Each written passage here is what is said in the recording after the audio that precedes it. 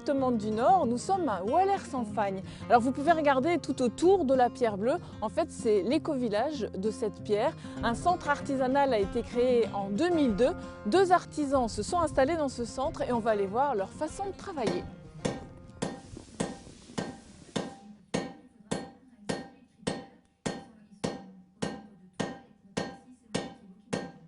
Alors Eddy, là c'est un aspect du métier, enfin, c'est ça qui démarre en fait avant de tailler la pierre. Avant de réaliser mes pierres, je suis obligé de faire des plans.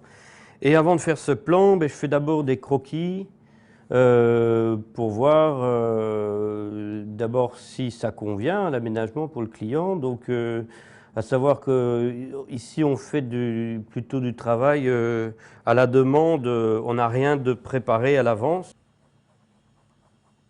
Ça s'apparente un peu plus à de la semi-créativité puisque j'ai au départ quand même des éléments, mais sur lesquels je travaille avec le client pour harmoniser au choix du client ce qu'il souhaite comme forme.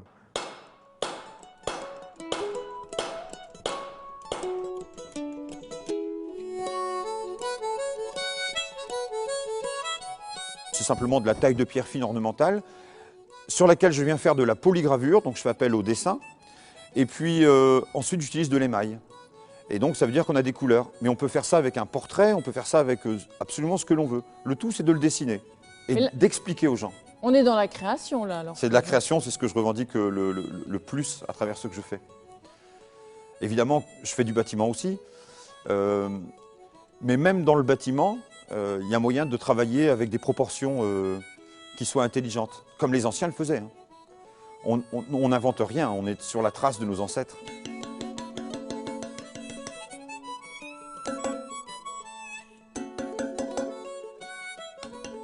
Alors Eddy, là on est dans le vif du sujet, ça y est, c'est le travail sur la pierre bleue. C'est bien ça. Donc, vous êtes dans une région où tout le sous-sol regorge de pierre bleue. Voilà pourquoi. Donc, la pierre qu'on travaille principalement à Wallers, c'est de la pierre bleue. On pourrait graver en dessinant directement sur la pierre, ça dépend ce qu'on doit graver.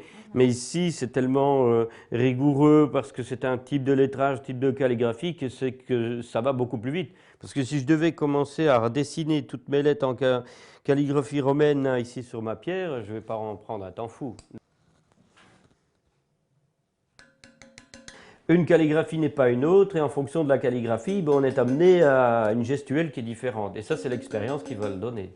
Ça, on ne peut pas acquérir sur un court laps de temps. Mais les gestes de base, on peut les acquérir relativement vite.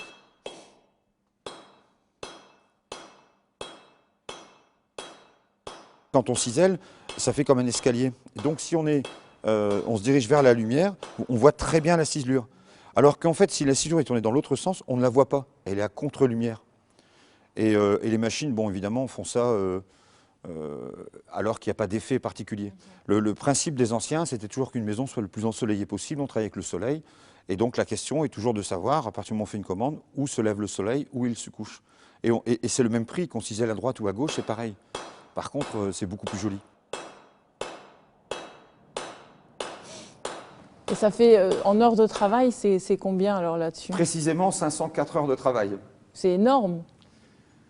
Ben, vous regardez toute la masse qui manque et tout ça s'était enlevé à la main avec patience, longueur de temps et courage, abnégation et puis passion quoi, en fait. Voilà. Mais les tonnes, enfin les brouettes successives, beaucoup.